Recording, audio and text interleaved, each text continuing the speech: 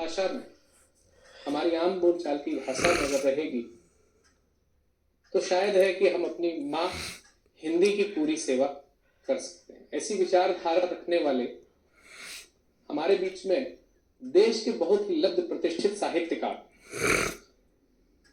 और एक ऐसे अध्यापक जिन्होंने लोगों को हिंदी के माध्यम से आगे बढ़ने की प्रेरणा दी, और आज उनकी सुहृदयता, उनकी हिंदी की सेवा के लिए भारत सरकार के शिक्षा मंत्रालय ने केंद्रीय हिंदी संस्थान आगरा जैसे संस्थान के निदेशक पद की जिम्मेदारी और साथ ही केंद्रीय हिंदी निदेशालय के अतिरिक्त प्रभार की जिम्मेदारी, केंद्रीय हिंदी शिक्षण संस्थान के सचिव की जिम्मेदारी से भी सुशोभित किया हुआ है।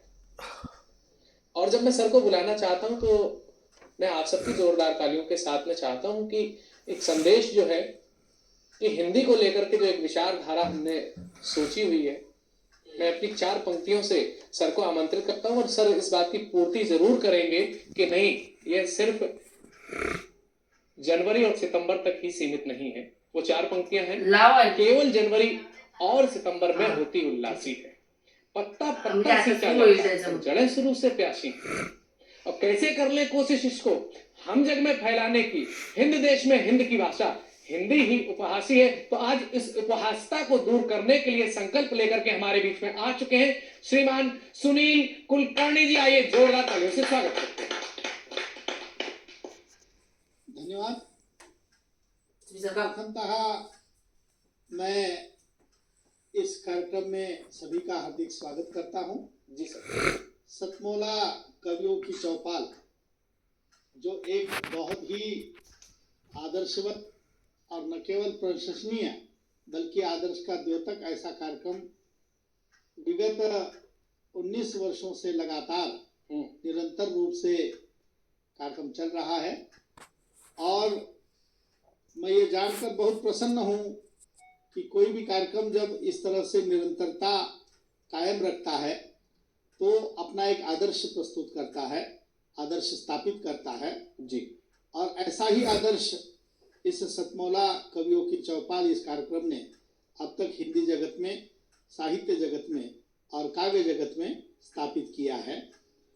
मुझे ये जानकर बहुत खुशी हुई कि अब तक इस मंच से लगभग 15,000 से अधिक कवियों ने अपनी कविताओं का पाठ किया और आज लगभग 785 से अधिक भागों का सीधा प्रसारण ये मंच कर पाया है, जो बहुत ही प्रसन्नता की, आदर्श की बात है। मैं इस निरंतर कार्य हेतु सतमला कवियों की चौपाल इस कार्यक्रम से जुड़े हुए सभी लोगों को हार्दिक बधाई देता हूं और उनका हार्दिक अभिनंदन करता हूं। जी। ये कवियों को हमेशा किसी न किसी मंच की आवश्यकता होती है। आदमी जब भी कुछ लिखता है तो चाहता है कि वह तुरंत किसी न किसी को सुनाओ। क्या बात है। और जैसे माना जाता है कि नाटक जब तक खेला नहीं जाता तब तक उसे पूर्णत्व प्राप्त नहीं होता। जी। या वैसे ही कविता जब लिखी जाती है और जब तक वह अभिव्यक्त नहीं होती, प्रस्तुत नहीं होती, तब तक कवि को स्वयं को नहीं लगता कि उसे पूर्णत्व प्राप्त हो गया है। इसलिए कवि के कविता को पूर्णत्व प्रदान करने के लिए यह मंच उस दृष्टि से मुझे बहुत प्रशंसनीय लगता है और उस आदर्श का द्योतक लगता है। जी। और मुझे ये जानकर भी बहुत खुशी हुई कि इस मंच से अब तक हिंदी के जो लब्ध प्रतिष्ठित कवि, चाहे वो अशोक चक्रधर जी हो, कुमार विश्वास जी हो, डॉक्टर कीर्ति काळे जैसे, आज जिनके कविताओं का डंका या बोलबाला समस्त मंचीय कवियों में श्रेष्ठता के रूप में जाना और पहचाना जाता है, ये इस मंच की देन मैं मानता हूँ। और यहीं से ये कवि आज जो कविता एक समय में केवल छोटे मोटे कार्यक्रमों में सीमित थी और कविता के माध्यम से भी अर्थार्जन किया जा सकता है, कविता भी अर्थार्जन का एक माध्यम हो सकती है, इसकी कल्पना कि 40 वर्ष पूर्व किसी ने नहीं की थी, लेकिन इन कवियों ने मंचे कविताओं को आज विश्व स्तर पर इतना स्थापित किया है कि अब नए कवियों को, जो लिखने वाले कवि है, उन्हें या उनके मन में एक आशा का किरण जग गया है कि हाँ, हम कविता के माध्यम से भी अर्थार्जन कर सकते हैं और कविता भी हमें बहुत कुछ दे सकती है।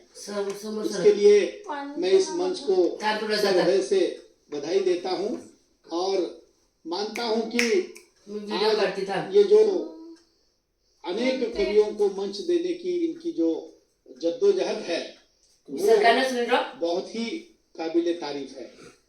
आज जब भी हम लिखते हैं और लिखने के पीछे हमारा भाव यही होता है कि हम कुछ न कुछ नया स्थापित करें। कविता समाज को एक नया दिशा निर्देश देती है। कविता समाज में एक नया आदर्श प्रस्तुत करती है। कविता न केवल मनोरंजन का साधन होती है, बल्कि कविता पथदर्शक भी सिद्ध होती है। स्वतंत्रता काल में हमने देखा कि जो स्वतंत्रता आंदोलन केवल क्रांतिकारियों तक सीमित था, उस क्रांतिकारी आंदोलन को जन सामान्य तक पहुंचाने में सबसे अहम भूमिका अगर उस समय में किसने की या निभाई, तो वह कविता ने निभाई थी। जी, हमने देखा कि माखनलाल चतुर्वेदी ने एक समय लिखा और वो तमाम क्रांतिकारी कवियों का नारा बन गया। माखनलाल चतुर्वेदी ने लिखा पुष्प की अभिलाषा और वो तमाम कवियों की, तमाम भारतवासियों की अभिलाषा बन गई कि चाह नहीं है सुरबाला के गहनों में मैं गूथा जाऊं, जी, चाह नहीं है सम्राटों के शव पर हे हरि मैं डाला जाऊं, मुझे तोड़ लेना वनमाली, उस पथ पर तुम देना फेंक, मातृभूमि पर शीश चढ़ाने जिस पथ पर से जावे वीरानी। और आज भी वो कविता हमारे मन में राष्ट्रभक्ति की एक ज्वाला प्रज्वलित करती है। और तब से लेकर आज तक हमने देखा कि कविता केवल मनोरंजन का साधन नहीं है, तो आज की इस आपाधापी के युग में मानसिक स्वास्थ्य प्रदान करने में, तनाव प्रबंधन कौशल को कुशलता से व्यक्त करने में कविता की भूमिका जो है वह अत्यंत महत्वपूर्ण रही है। कविता की परिभाषा बहुत लंबे और चौड़े शब्दों में करने की आवश्यकता नहीं है। मुझ जैसा कवि या मुझ जैसा अध्यापक कविता की परिभाषा केवल 2 शब्दों में करता है कि कवि और कविता का संबंध क्या होता है, कवि और श्रोता का संबंध क्या होता है। तो कविता की बाधा होवे आप कृष्ण और वो राधा हो, क्या बात की मूल मकसद है। और मुझे लगता है वो समरसता का चरम बिंदु है, चरम स्पर्श है, और उसी से कविता आज जो है वो जनमानस को उद्वेलित करती रही है, उद्बोधित करती रही है और दिशा निर्देश देती रही है। ये बहुत खुशी की बात है कि नए कवियों को इस बहाने मंच मिलता है और उन्हें जन सामान्य के सामने अपनी काव्य प्रस्तुतियां करने के लिए समय मिलता है। मुझे पता है कि जब हम लोग छात्रावस्था में थे तो अलग अलग काव्य प्रतियोगिता में सहभागी होते थे और ऐसी कविताओं का निर्माण और चयन करते थे कि जिससे हमें पुरस्कार की प्राप्ति हो। लेकिन धीरे धीरे हमने देखा कि कविता स्वत्व से ऊपर उठकर समाज में जो समसामयिक समस्याएं थी, उन समसामयिक समस्याओं को केंद्र में रखकर फिर हमने धीरे धीरे लिखना आरंभ कर दिया और आज वो कविता समाज के समस्याओं का न केवल चित्रण करती है, बल्कि उन समस्याओं से उबरने के उपाय भी हमारे सम्मुख रखती है और श्रोताओं के सम्मुख रखती है। मुझे याद है कि मैंने पहली बार एक मराठी कविता लिखी थी और उसका हिंदी भी अनुवाद मैंने उस समय में किया था कि जो वैश्वीकरण की धारा, ग्लोबलाइजेशन की धारा वहां आई थी और उसी को हमने काव्यबद्ध करने का प्रयास किया था छंदबद्ध कविता के रूप में कि आजकल ये वैश्वीकरण की बह रही है धारा और दिन ब दिन घट रहा है इंसानियत का नारा, जिधर भी देखे उधर दिखे बाजारवाद ही सारा और दिन ब दिन बढ़ रहा है यूज एंड थ्रो का मारा। क्या बात है, वाह वाह। दिन ब दिन बढ़ रहा है यूज एंड थ्रो का मारा।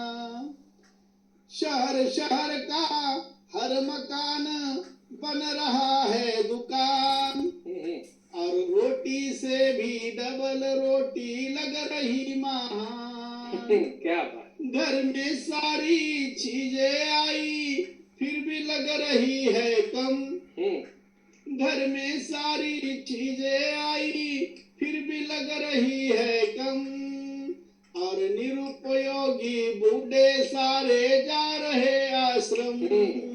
क्या बात। बरसात के ना होने पर बढ़ रहा है गम, अरे बरसात के ना होने पर बढ़ रहा है गम, जब लूट लिया साहूकारों ने तो किसान तोड़ रहा है दम।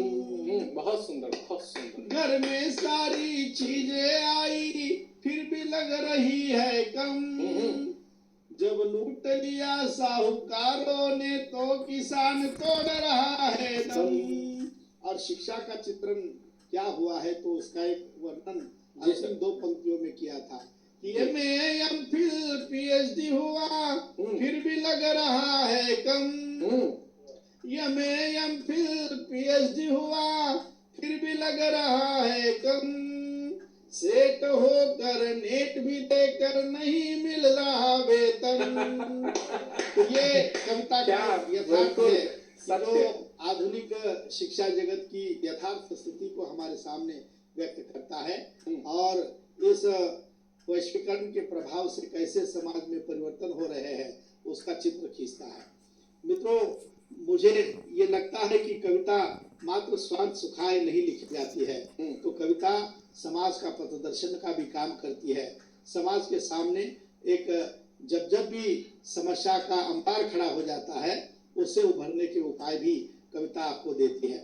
और इस दृष्टि से मैं इस सतमाला कवियों की चौपाल को अत्यंत महत्वपूर्ण मानता हूँ कि ऐसे असंख्य प्रतिभाओं को उजागर करने की कोशिश जो है वो मंच के माध्यम से हुई है, इसलिए ये मंच बधाई का पात्र है। मैं मन से उन्हें साधुवाद देता हूँ और इसी तरह से ये परंपरा अव्याहत रूप से निरंतर चलती रहे, ऐसी ही कामना करते हुए अपनी वाणी को पूर्णविराम देता हूँ। धन्यवाद। जय हिंद, जय हिंदी। बहुत बहुत धन्यवाद। मिलते हैं इसी के